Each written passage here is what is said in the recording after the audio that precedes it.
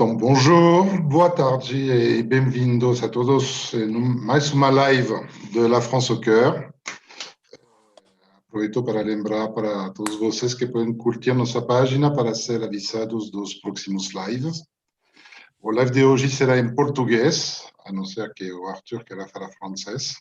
E vamos tratar, o assunto de hoje será sobre o cenário para os negócios durante e depois da pandemia. Temos a honra de receber hoje meu amigo Arthur Igreja. Falo de honra, pois o Arthur é para mim dos melhores palestrantes e analistas que a gente tem a sorte de ter no Brasil. A sorte de ter você aqui hoje. Tive o prazer de revê-lo em março, durante o Fórum Econômico de Negócios da Amazônia, onde nós dois estávamos palestrando antes da pandemia. Aliás, foi realmente justo antes do fechamento dos aeroportos, e você sabe o quanto admiro teu trabalho e suas análises. Vou falar um pouquinho de ti. Bom, mesmo que como você é tão conhecido que dispensa a apresentação, participa em mais de 150 eventos por ano, como o TEDx no Brasil, Europa, Estados Unidos e América do Sul. Você é autor do livro Inovação, Conveniência e o Nome do Negócio, é cofundador e dos A da plataforma AAA Inovação, com o Ricardo Amorim, da Manhattan Connection, e com o Alan Costa. Se possui Master in International Business nos Estados Unidos pela Georgetown University, Corporate Master of Business Administração na Espanha pela ESAD, Mestrado Executivo em Gestão Empresarial pela FGV, certificações executivas em Harvard e Cambridge, pós-MBA em Negociação pela FGV e MBA pela FGV Ohio University. Então, Arthur, deixo a palavra toda sua para falar do assunto de hoje, e mais uma vez, muito obrigado por estar conosco aqui. Poxa, eu tô muito, muito feliz, especialmente pelas gentis palavras do amigo, uma pessoa que eu também admiro, tive a oportunidade de conhecer alguns anos atrás, lá num fórum em Foz do Iguaçu, e surpreendentemente nos reencontramos no começo desse ano, mas que eu sempre acompanho pelo LinkedIn, pelo Facebook, sempre acompanho suas publicações, e uma pessoa que a conversa é sempre espetacular, então é uma pessoa que eu sempre aprendo muito, então muito mais do que eu ficar falando, acho que a conversa vai ser muito rica. Então, antes de tudo, obrigado pelo convite, obrigado pelo espaço, e realmente, resgatando o momento que nós nos encontramos imediatamente antes do dia 11 de março, que foi a declaração da pandemia pela OMS, e é uma coisa impressionante o quanto as coisas mudaram num curtíssimo espaço de tempo. Então, elas mudaram, eu diria que aqui no Brasil, num horizonte de uma semana, né? Então, em outros países, o cenário já vinha se agravando. Então, o que aconteceu foi que outras crises, elas ficaram confinadas na Ásia, né? Então, como aconteceu em 2009, como aconteceu em alguns outros momentos, mas ninguém podia imaginar que algo ia alcançar essa escala global. E quando chegou aqui no Brasil, para variar, nós tínhamos pouca informação, poucos dados, uma série de premissas aí que estão se mostrando muito erradas. Nessa semana eu divulguei um estudo mostrando que, por exemplo, na época se apostava que no calor, quer dizer, alguns políticos especialmente apostavam que no calor a disseminação ia ser menor, e nesse momento os principais problemas enfrentados são exatamente em cidades muito quentes, né? Então, em Pernambuco, Ceará, Amazonas, o Maranhão agora também está com uma crise muito grave. Então, eu acho que é um cenário que deixou todo mundo atônito num primeiro momento, vai ter um impacto econômico gigantesco, mas se tem alguma coisa de bom para tirar disso tudo, eu acho que o coronavírus vai ser um grande catalisador de mudanças, vai empurrar, vai impelir muitos negócios a ter que se reinventar na marra, muitas pessoas estão tendo que se reinventar, e se tem uma coisa boa desse tipo de crise sanitária, de biossegurança, é que elas têm começo, meio e fim. A dúvida é sempre quantas pessoas, infelizmente, vão ser vitimadas nesse processo. Mas tem começo, meio e fim. A gente vai passar por isso. Então, não é uma daquelas crises indefinidas, daquelas que vão durar meses, anos. Claro, a gente pode ter uma segunda volta da doença, uma terceira volta. Muita gente está investigando vacinas, formas de controle, mas o que a gente já começa a ver em outros países, eu tenho acompanhado esses números muito de perto, está caminhando para ter um controle, enfim. Então, o Brasil está no auge dessa crise, no que a gente está conversando aqui. Nós estamos conversando provavelmente num dos piores momentos da crise no Brasil. E o impacto econômico, para te falar bem a verdade, o fato é que qualquer pessoa que dê uma perspectiva econômica nesse momento vai estar chutando, vai estar falando. Não tem como cravar um número do que vai acontecer na prática. No, absolutamente, absolutamente.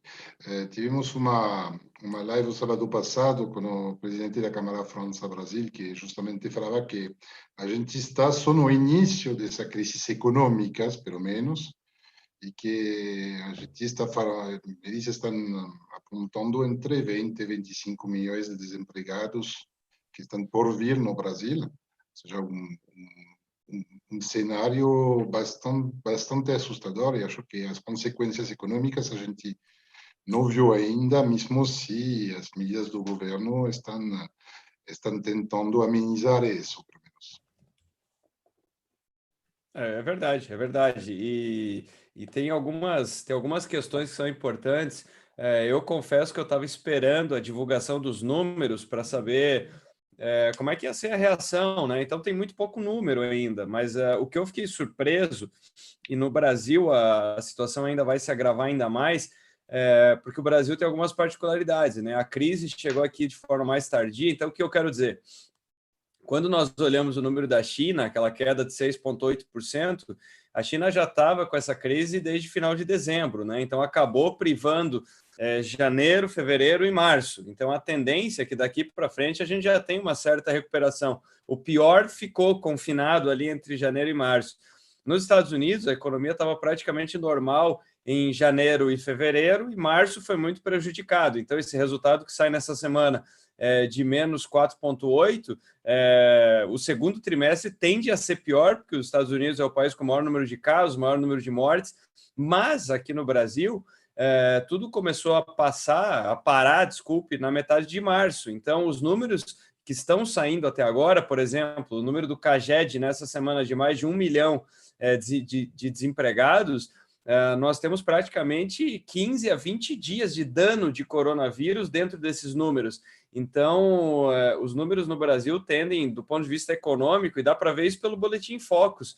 O Boletim Focus, que é aquela entrevista que é feita com os mais importantes economistas do Brasil, para que eles possam apontar o que eles estão achando na economia, taxa Selic futura, taxa de câmbio futura. Dá para ver que mesmo no meio da crise, alguns apostavam num crescimento leve, algumas semanas depois eles falavam em crescimento zero, e só agora que eles começam a falar em queda do PIB de 3,5%, que honestamente eu ainda acho que é razoavelmente otimista. Então, claro, que é uma coisa que vai, a cada semana, as perspectivas futuras elas vão sendo atualizadas, né? Elas vão convergindo para os modelos, mas os melhores modelos, eu apontaria pelo menos 3 modelos epidemiológicos, que é o modelo da Invest News, o modelo da Universidade de Singapura, e tem um outro modelo também que está sendo tropicalizado, mas eu apontaria principalmente esse da Invest News e da Universidade de Singapura, que estão apostando que uma vida normal deve ser alcançada lá por agosto. Em julho, nós devemos ter uma redução de 90% dos efeitos que nós teremos em maio. Agora, maio tende a ser um mês muito, muito difícil. No, pelas análises que eu vi do Instituto Pasteur, o pico estaria mesmo entre final de maio e final de junho. Exatamente. Então, efetivamente, a gente vai para longe. Já que essa crise tem consequência econômica e também, obviamente, dramática do ponto de vista social, tomando as características do Brasil, que também não são as mesmas. Onde você está em Curitiba, eu em São Paulo, e temos bastante amigos do Acre que estão nos assistindo, que aproveito para saudar a todos. Como essa crise também obriga as empresas a se adaptar de uma maneira drástica, diria. Muitos empresários, pelas características do mercado brasileiro, estavam numa uma situação bastante tranquila, com um mercado regulado, um costume de vender de um certo jeito. Aí vou entrar na tua praia preferida, que é a parte de tecnologia e inovação. Nós dois falamos sempre da importância e da falta de inovação aqui no Brasil, que gera um problema de eficiência das empresas, de diversificação das empresas, mas também de eficiência dos modelos administrativos das empresas, e tornam essas empresas menos competitivas para o futuro, mas também em comparação a empresas estrangeiras que estavam chegando no Brasil, no momento parou um pouco, obviamente, pela crise, mas isso vai voltar. Então, eu gostaria que você pudesse falar sobre esse aspecto.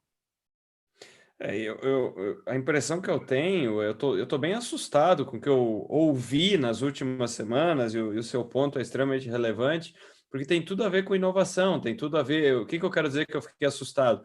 Nas últimas semanas, eu escutei muitas pessoas falando coisas que não cabem para 2020. Então, claro, aqui no Brasil nós temos uma tendência a usar a expressão, né, passar a mão na cabeça das pessoas, né, e falar, não, a coisa não é tão grave, mas ela é muito grave no sentido de inovação pelo seguinte: nas últimas semanas eu participei de palestras, de webinars online aí com associações comerciais, associações empresariais, e muitos deles refletindo ainda sobre e-commerce, sabe? Que é uma coisa que eu tenho falado toda semana. Eu falo, caramba, o pessoal ainda discutindo, olha, na crise a internet é importante. Mas aí eu repeti, né? Eu respondi, mas ela é muito importante desde 95, 96, então não é exatamente uma novidade. Só que parece no Brasil que nós temos uma certa luta contra a realidade, nós temos uma luta contra o quão nós estamos distantes da inovação,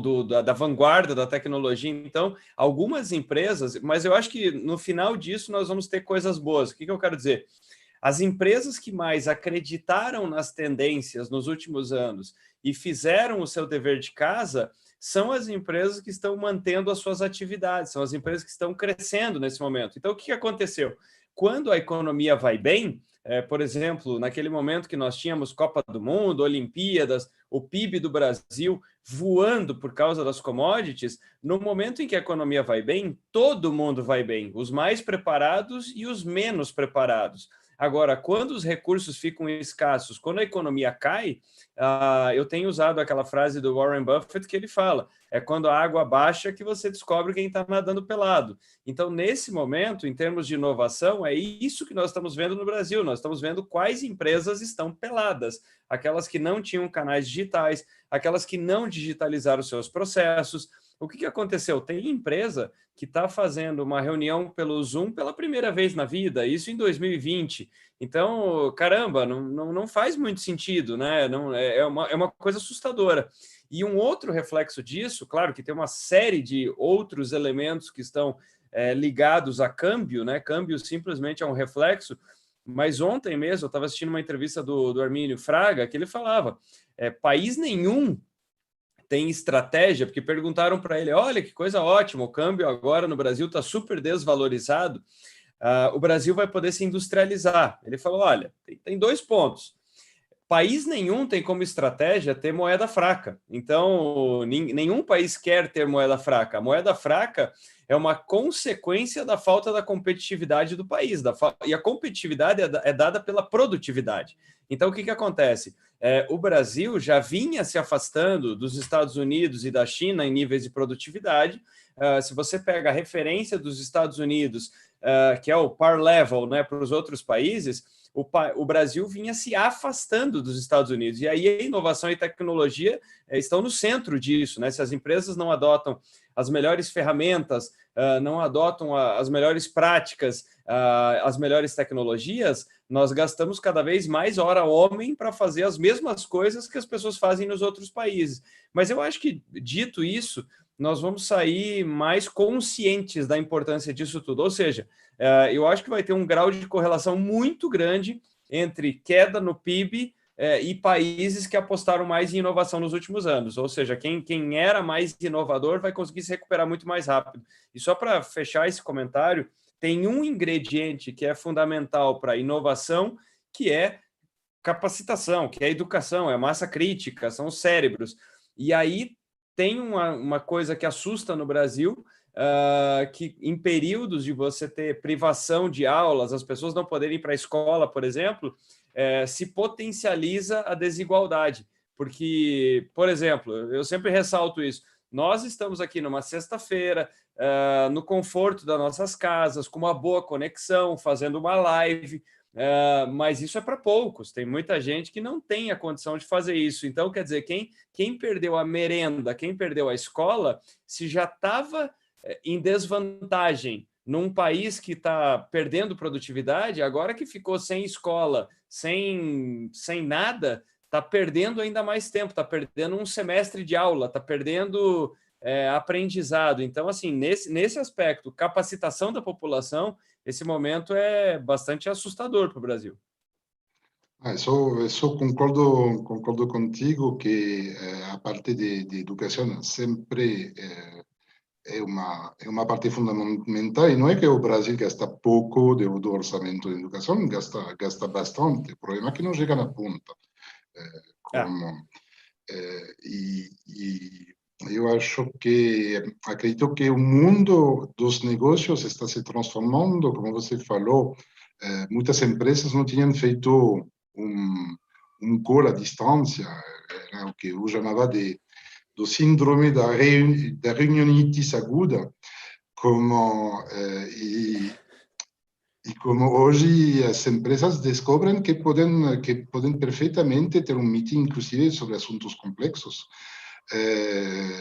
pela internet, ficando em casa, ou também fazendo negócio com o mundo fora, porque eu acredito que uma das transformações importantes dessa crise que o mundo se tornou mais digital ainda, não que a parte presencial não vai existir mais, é importante, eu adoro isso também, mas hoje qualquer crise gera problemas, e os problemas de hoje são gigantescos, mas abre também oportunidades, e qualquer empresa, qual seja o tamanho dela, está começando a realizar que pode fazer negócios com seus clientes habituais pela internet, mas também ela tem acesso ao mundo inteiro através desse sistema.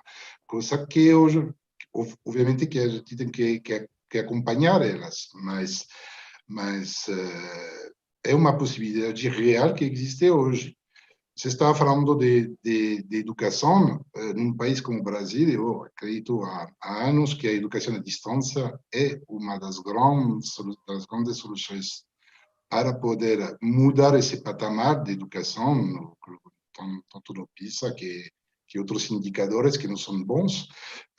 E queria aproveitar para te comentar uma notícia que a gente vai lançar na semana que vem, com o Grupo Brasileiro Residência e Educação, onde a gente vai oferecer 1 milhão de vagas de cursos técnicos gratuitos para as populações de todos os países de língua portuguesa, ou seja, 9 países de língua portuguesa vão poder se beneficiar disso com o Instituto de Formação da Confederação Empresarial da Comunidade dos Países de Língua Portuguesa.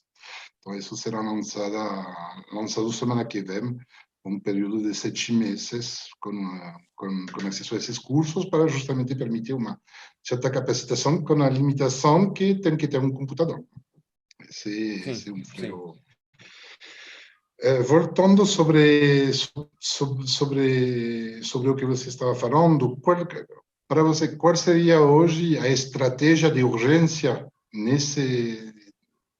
nessa parte técnica, nessa parte de reorganização para as empresas, e qual vai ser amanhã o modus operandi, a forma de fazer negócios de amanhã com as mudanças que estamos vivendo hoje. Eu acho que tem dois aspectos. O primeiro, o diagnóstico, ele parte das empresas entenderem, passados 45 dias, né, de aumento das restrições, restrição de voo, restrição de possibilidade de estar junto nos escritórios e tudo mais. Eu acho que o diagnóstico é bem gritante, porque para uma empresa ela tem que olhar e entender o seguinte, aonde parou? Então, só para dar dimensão, tem empresas que, por exemplo, o setor comercial ainda dependia de assinaturas para aprovação de pedidos. Então, é óbvio, está faltando contrato digital. Então, é esse tipo de coisa. É olhar a empresa e entender aonde teve gargalo. A segunda coisa, as empresas vão ter que revisar a forma com que elas vão fazer contato com seus clientes. E aqui eu estou vendo também dois grupos. Tem algumas empresas que estão ainda com a mentalidade presa em esperar que o mundo volte a ser como era em 2019. E essas vão morrer pelo caminho, porque ninguém sabe. E não vai ser uma volta a 2019, vai ser um outro cenário, uma outra situação. Então, o que eu quero dizer? Tem algumas que, em vez de correr emergencialmente, porque as suas receitas caíram, para entender como é que elas podem digitalizar o seu negócio rapidamente, elas simplesmente mandaram algumas pessoas embora e estão gastando o caixa da empresa na expectativa de que algum político vai assinar algum decreto e a vida vai voltar ao normal, assim como num passe de mágica. Isso não vai acontecer, primeiro, pela questão da doença, e segundo, porque a crise econômica vai tirar muito dinheiro da economia. Se você olhar os indicadores de confiança do consumidor e os indicadores da CNI, da confiança dos empresários, é a queda mais íngreme da história. Então, do ponto de vista da confiança dos consumidores, nós temos fica muito evidente o medo e a preservação do dinheiro. E do ponto de vista dos empresários, a mesma coisa. Então, é isso que para a economia. Quando todo mundo sente medo, ninguém gasta. Se ninguém gasta, você não tem movimentação da economia. É claro, a economia brasileira tem lá os seus amortecedores muito importantes, como o agronegócio, como algumas commodities, mas eu diria que para as empresas, elas têm que, antes de tudo, entender que essa situação veio para ficar, e então ela não pode esperar as coisas voltarem, ela tem que fazer um diagnóstico rápido. E, honestamente, eu tenho visto algumas empresas que elas entendem que, por exemplo, ela fica pensando assim, meu Deus, mas o meu modelo de negócio... Hoje de manhã mesmo eu falava com uma empresa, o meu modelo de negócio sempre foi de venda consultiva. Como vender consultoria, vender determinados produtos e serviços, eu preciso sentar na frente da pessoa. Só que aí, quando ela tenta fazer um teste do tipo, vou tentar marcar uma call com aquele meu cliente que eu sempre visitei, qual que é a surpresa agradável que ela está tendo? Quando ela entra em contato com a pessoa e fala, será que podemos falar pela internet? A resposta do outro lado é claro, eu tenho feito tudo pela internet nas últimas semanas.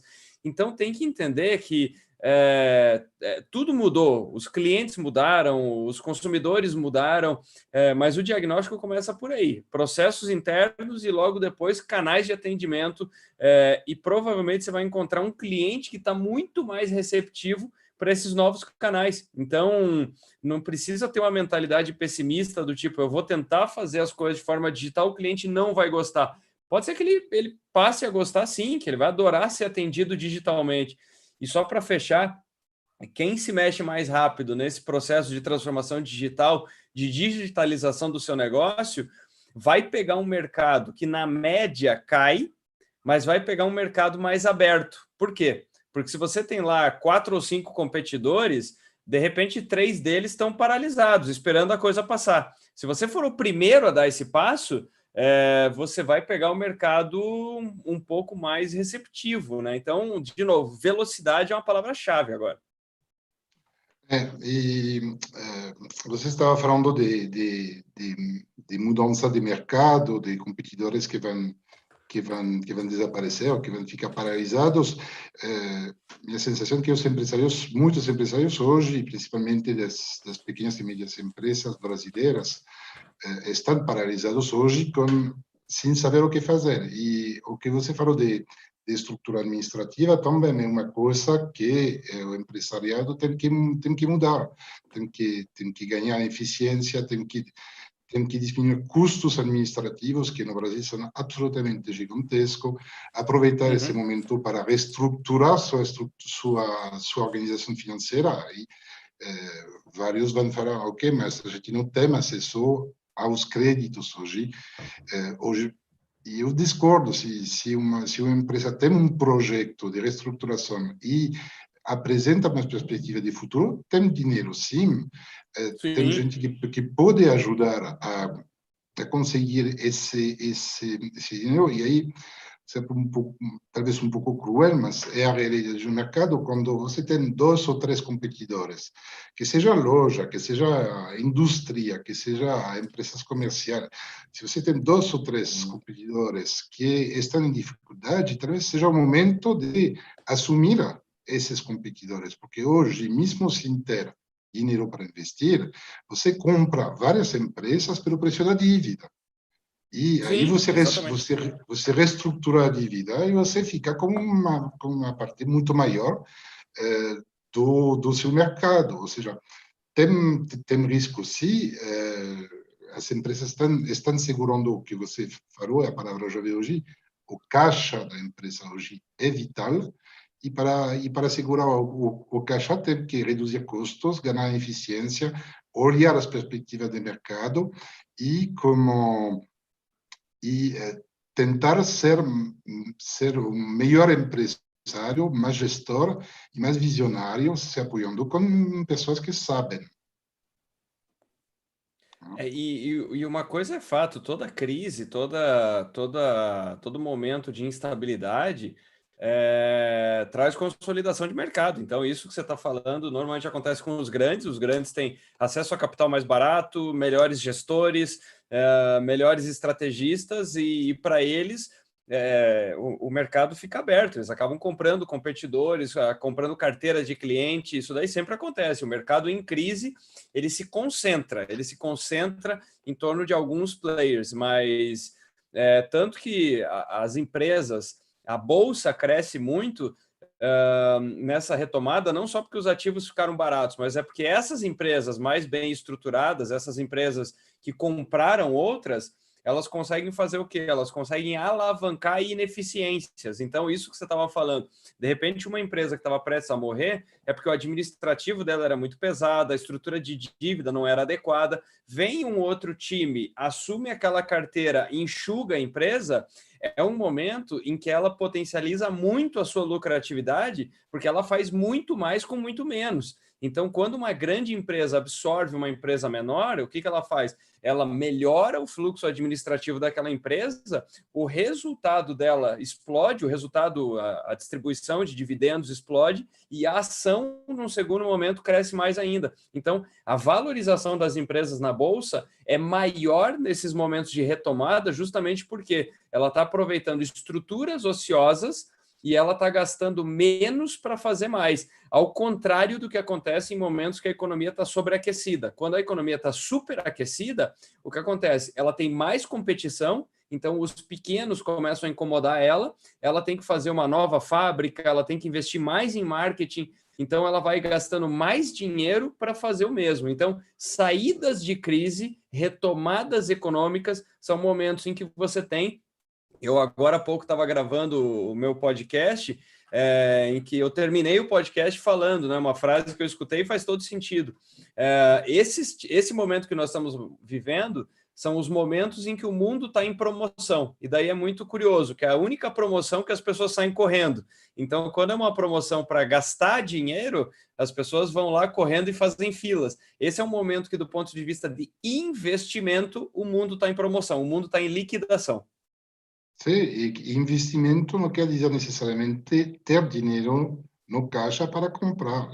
Investimento é, como você falou, assumir uma empresa de todas essas possibilidades que você mencionou, e dá também a possibilidade de que, se eu faturava 100 e agora, assumindo outro, faturo 150, o poder de negociação dessa empresa é muito maior, inclusive com bancos. Exatamente, exatamente. E o que está acontecendo é que a estrutura de por exemplo, todo mundo tem, quer dizer, tem muita gente olhando pelo lado negativo da coisa, pelo lado dos problemas, mas se há 2 anos atrás alguém falasse, olha só, no Brasil de daqui a 2 anos, em vez de, porque voltando 2 anos atrás, nós estávamos com um custo de capital de 14,25%, taxa Selic. Se alguém falasse, o que você prefere? Uma economia 5% menor e uma taxa de capital de 3,75% ou uma economia crescendo e capital a 10%? O empresário racional, o empresário com a cabeça fria, fora da pandemia, ele falaria o seguinte: eu prefiro uma economia 5% menor e capital a 3,75%, porque eu consigo fazer uma gestão muito mais eficiente. Só que é difícil pensar dessa maneira quando as pessoas estão dentro do olho do furacão. Então, ter cabeça fria nesse momento é muito difícil. A nossa percepção tende a ficar muito exagerada, e o que eu tenho conversado com muita gente, o que é unânime, é que as pessoas falam assim. Essa semana, várias pessoas me mandaram mensagem falando assim: a parte que mais me assusta é o susto dos outros, que tem muita gente tomando medidas como se o mundo fosse acabar daqui a 30 dias. Então as pessoas estão, não, porque eu tenho que fechar minha empresa, eu tenho que mandar todo mundo embora, e parece que o horizonte de tempo é de 30 a 60 dias. Ao contrário de alguns empresários, na segunda-feira eu tive uma reunião com uma empresa que estava fazendo plano de expansão para os Estados Unidos, estava crescendo bem no Brasil.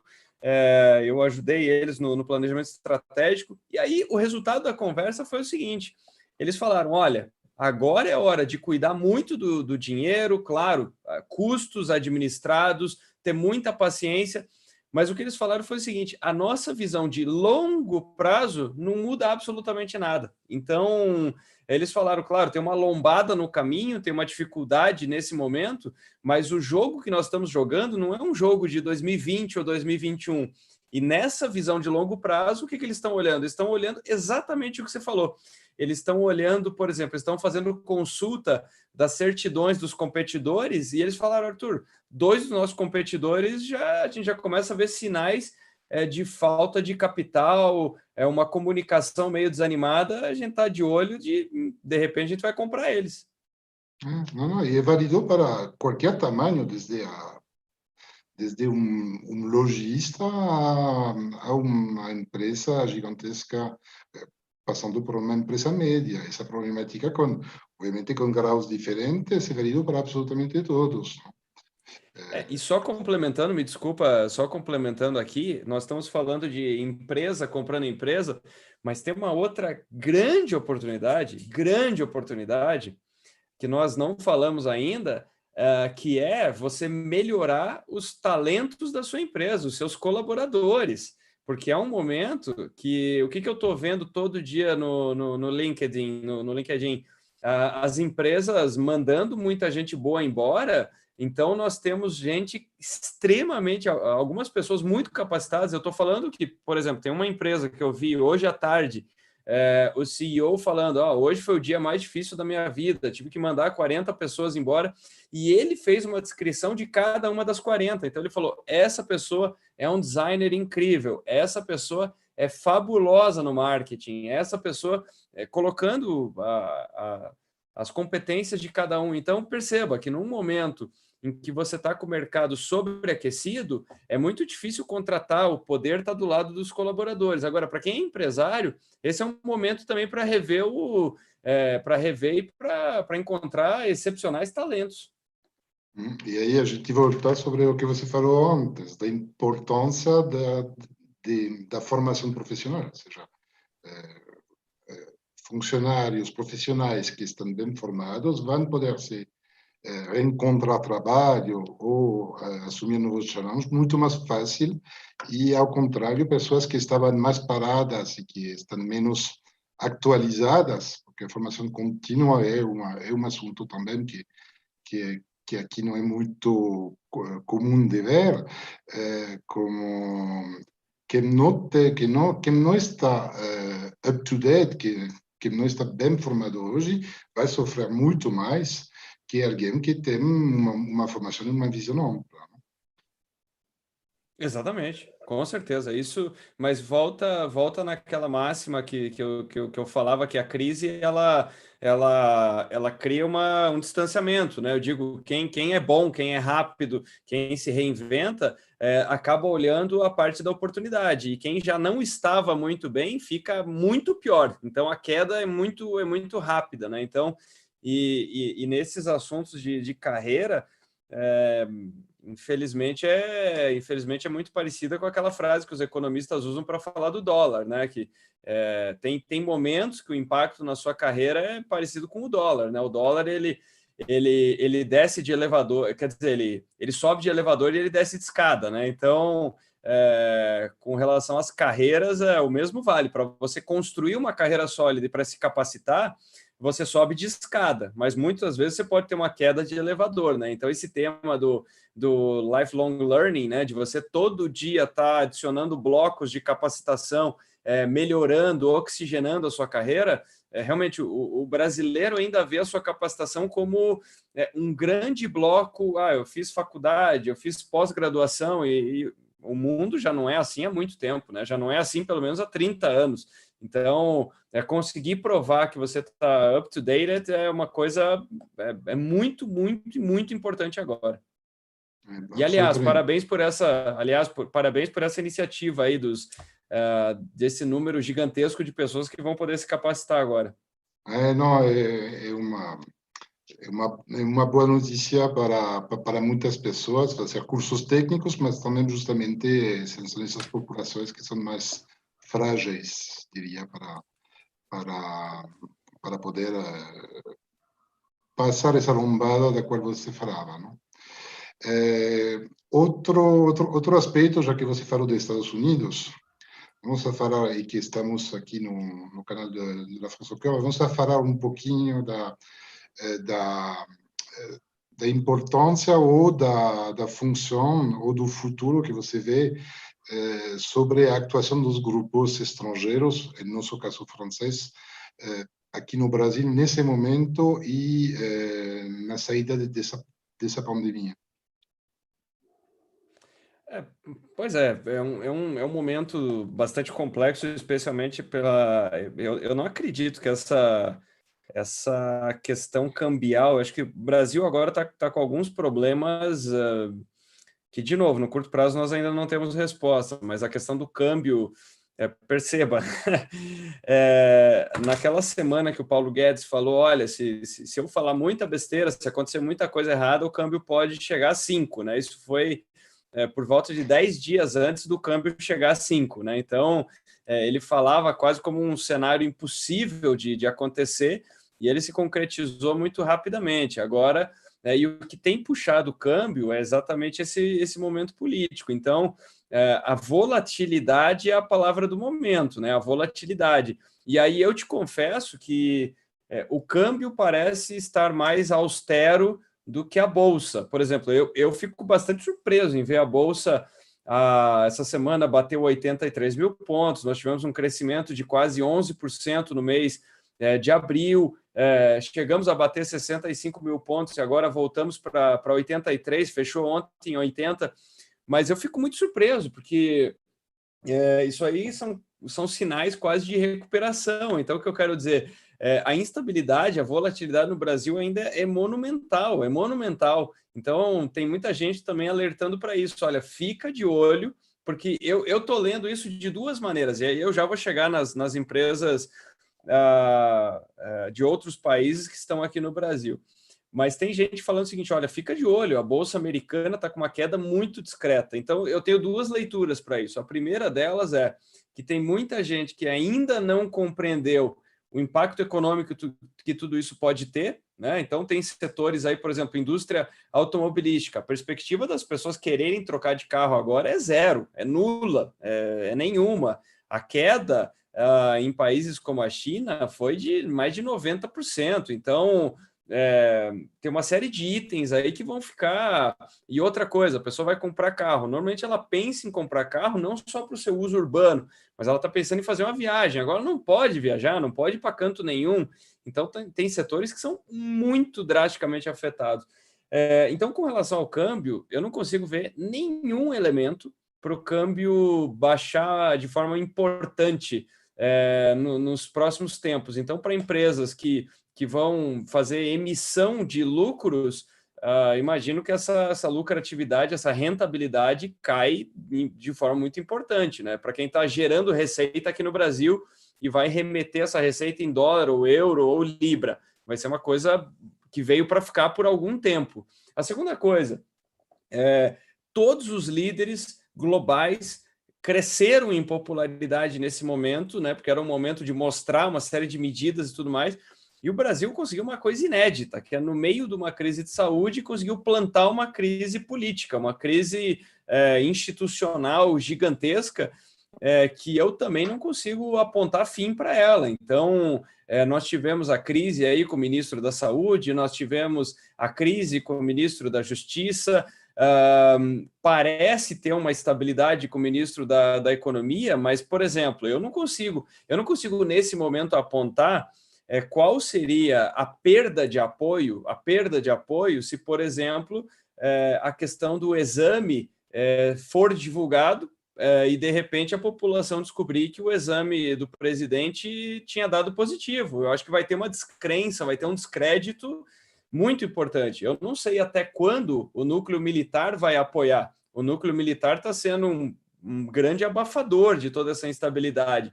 Mas eu não sei até quando. O ânimo, a temperatura com o STF, a temperatura com a Câmara está muito aquecida. E é um cenário que, voltando lá em 2018, eu escrevi sobre isso. Em 2018, eu escrevi um artigo falando, olha, pelo que eu consigo ver, o governo não é um governo de negociação ampla, não é um governo também exatamente calmo. E quando eu vi governos brigarem com o STF, brigarem com o Legislativo, a última pessoa que fez isso chama-se Dilma Rousseff e ela caiu. Então, eu só estou colocando isso para mostrar o seguinte, do ponto de vista de câmbio, não tem perspectiva de queda nos próximos meses. Do ponto de vista de temperatura do clima político, é altíssima, e o impacto econômico no Brasil tende a ser um pouco maior do que em outros países, justamente por causa daqueles elementos de falta de digitalização e produtividade. Se as empresas brasileiras já eram pouco tecnológicas e justamente nesse momento de restrição de deslocamento, restrição de canais, quem performa melhor são as empresas mais tecnológicas. Então, o que eu quero dizer? Para uma empresa de software, muda muito pouco. Agora, para uma empresa muito analógica, o impacto é gigantesco. E o Brasil é muito mais analógico do que os outros países. Somados todos esses fatores, o Brasil continua sendo uma das pouquíssimas economias do mundo com 200 milhões de consumidores.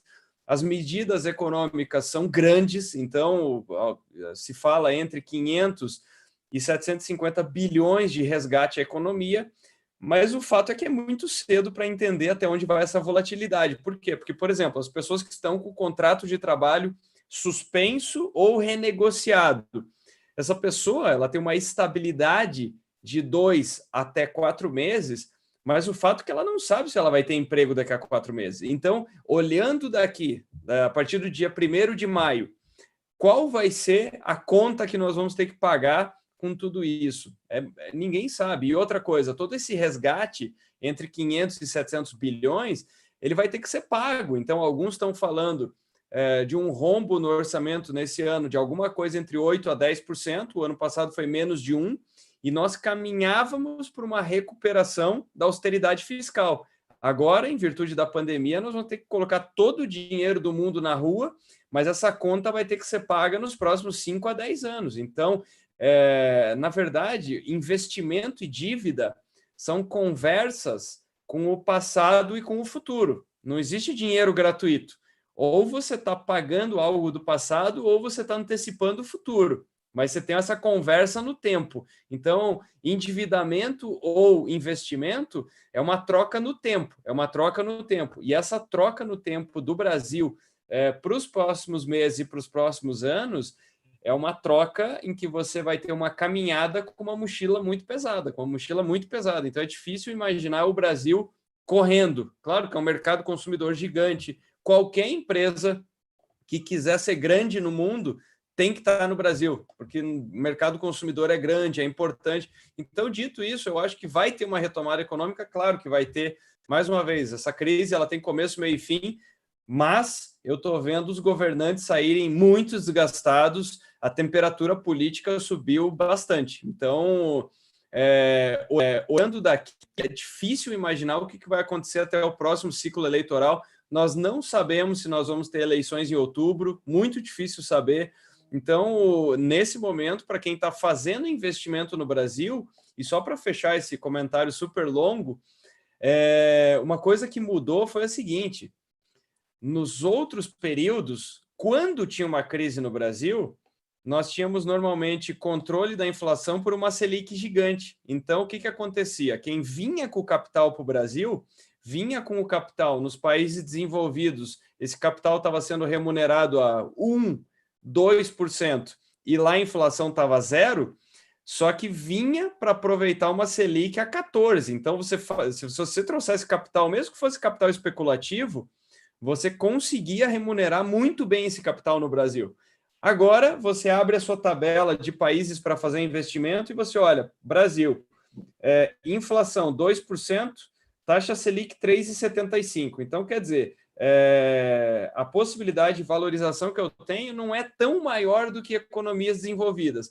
Qual o grau de instabilidade e risco do Brasil? Muito grande. Então, eu tenho uma dificuldade de imaginar que vai ter um grande aporte de capital. A única maneira de potencializar capital aqui no Brasil é que todo esse cenário melhora muito um setor, que é o setor das concessões e de infraestrutura. Então, se tiver uma melhora nesse cenário político e jurídico, para as concessões, nós devemos ter uma série enorme de privatizações, concessões, e aí sim isso vai atrair capital. Mas é um momento que, se eu fosse um investidor externo, eu esperaria um tempo. Como vamos a entrar na parte final, só ia comentar sobre sua fala, que não foi tão comprida assim.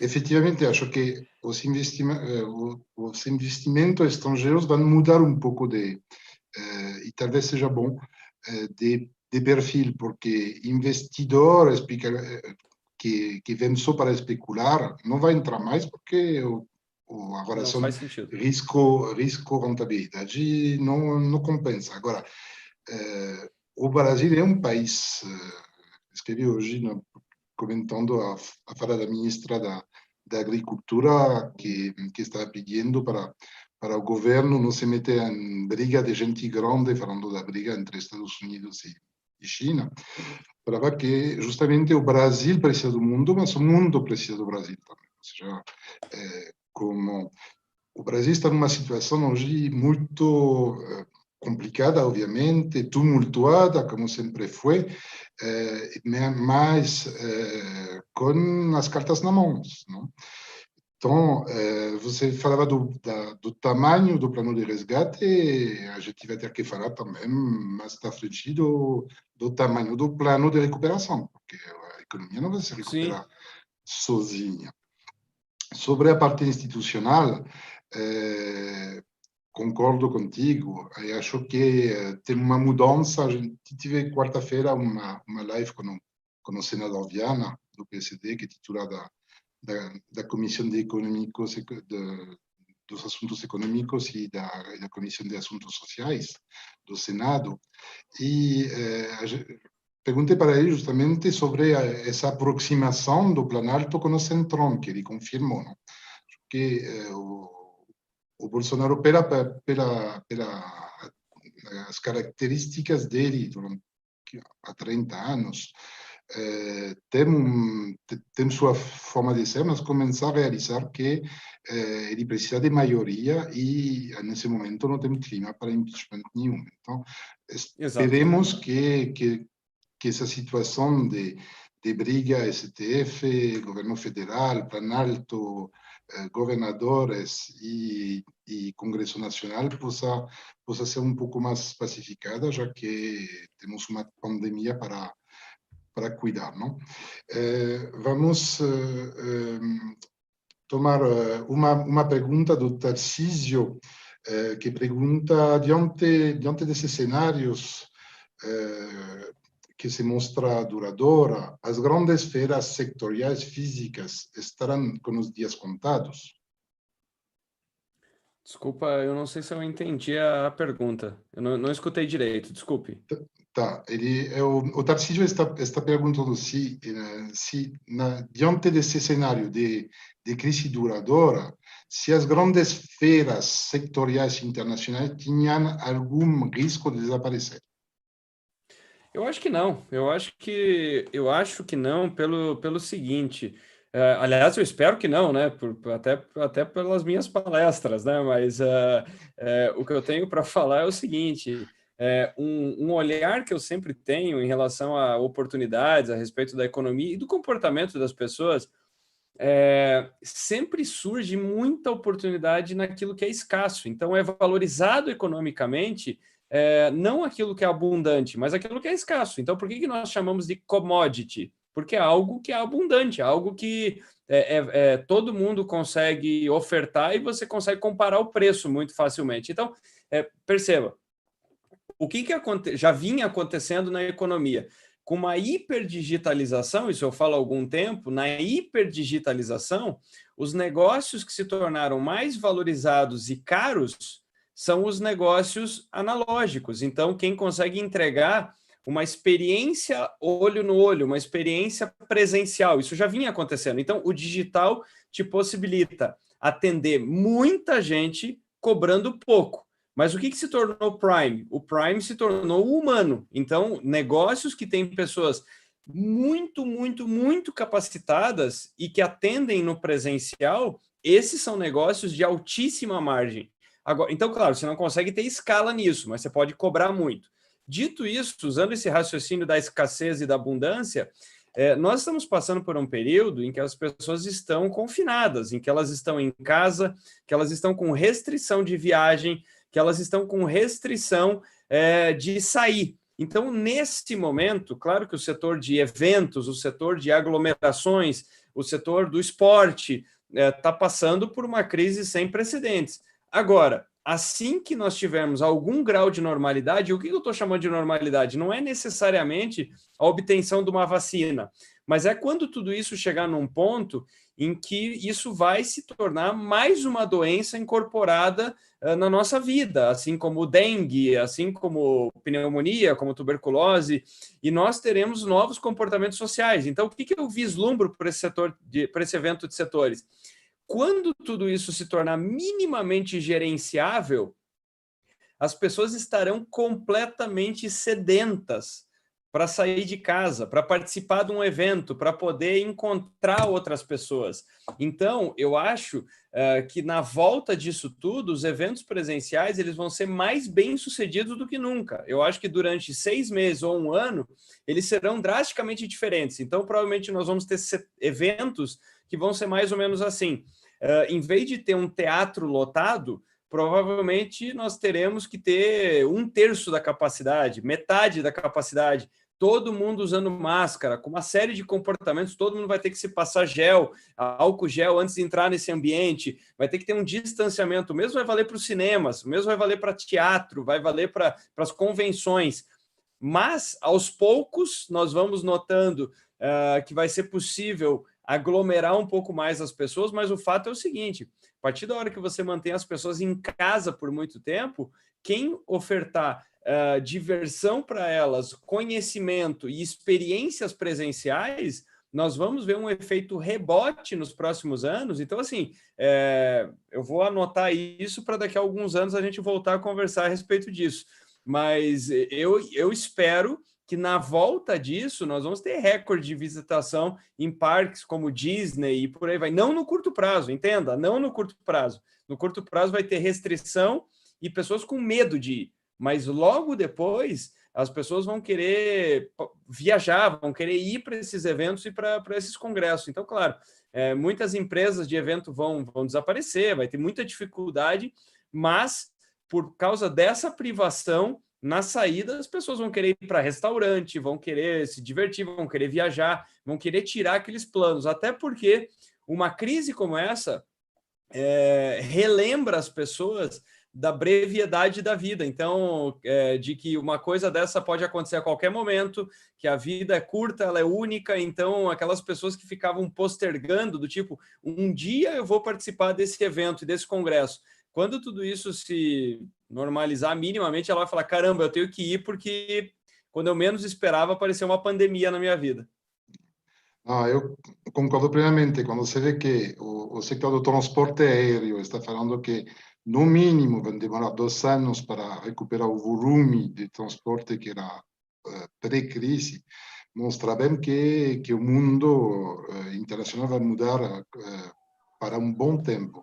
E sobre os eventos, acho que os eventos menores vão desaparecer.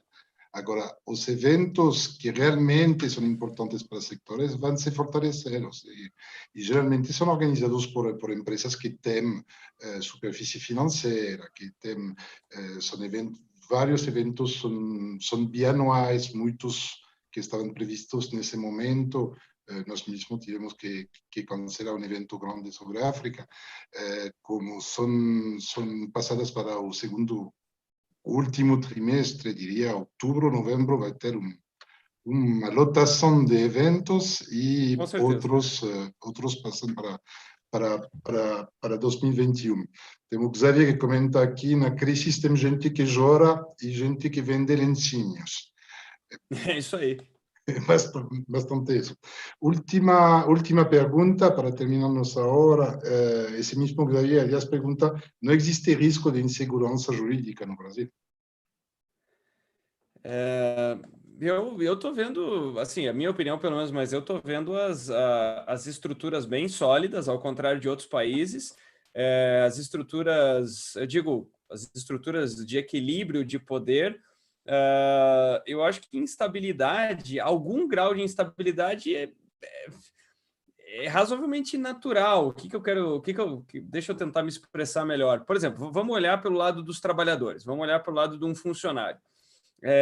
Teve um domingo à noite que saiu um decreto aprovado pelo presidente, divulgado pelo presidente, em que falava que as empresas poderiam pura e simplesmente suspender os contratos de trabalho por 90 dias, sem pagar salário, contanto que elas ofertassem algum tipo de capacitação remota, que eu achei aquele texto era um desastre, porque quando a pessoa fica 3 meses sem salário, para uma pessoa muito capacitada, talvez, com muito dinheiro, talvez ela pense, nossa, como seria bom se eu tivesse um EAD, se eu tivesse uma capacitação remota. Agora, para a pessoa muito simples, que não tem dinheiro nenhum, você falar para ela, olha, você vai ficar 3 meses sem salário, mas eu vou te dar um curso online. Ela vai ficar, assim, de uma falta de empatia, de uma falta de compreensão gigantesca. Aí o decreto caiu naquela segunda-feira e voltou com uma medida provisória número 936, falando o seguinte, olha, não é bem assim.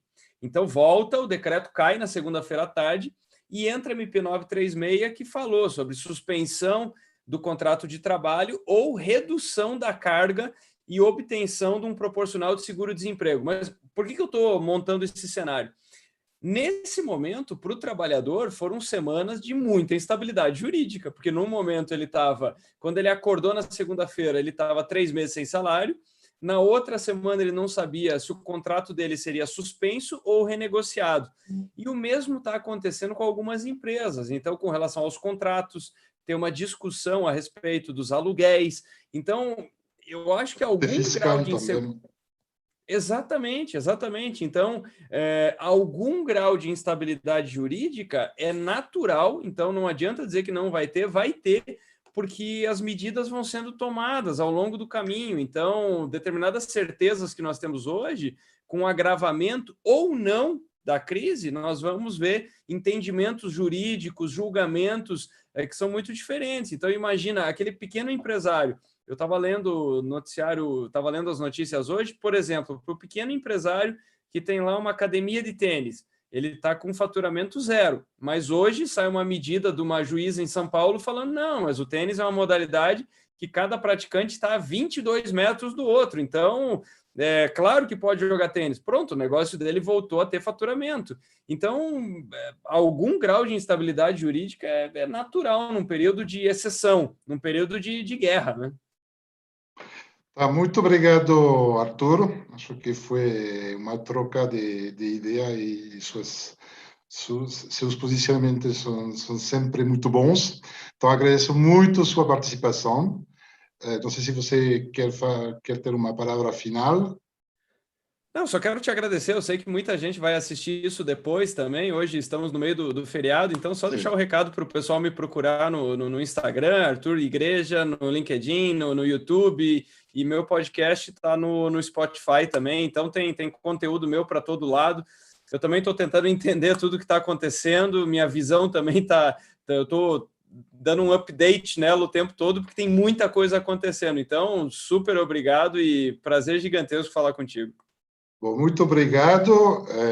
Vou aproveitar para anunciar que na próxima quarta-feira vai ser também uma live entre São Paulo e Paraná, porque vai ser uma live específica sobre o Paraná com nosso amigo em comum, Marco Tadeu, que é o presidente da Federação das Associações Comerciais e Industriais do Paraná, FACIA, que falará sobre as problemáticas do Estado, onde tem bastante franceses presentes para lá. Muito obrigado, Arthur. Se cuida muito e até muito breve. Espero que dessa vez será pelo Zoom presencialmente. Com certeza. Um abraço. Abraço. Tchau, tchau.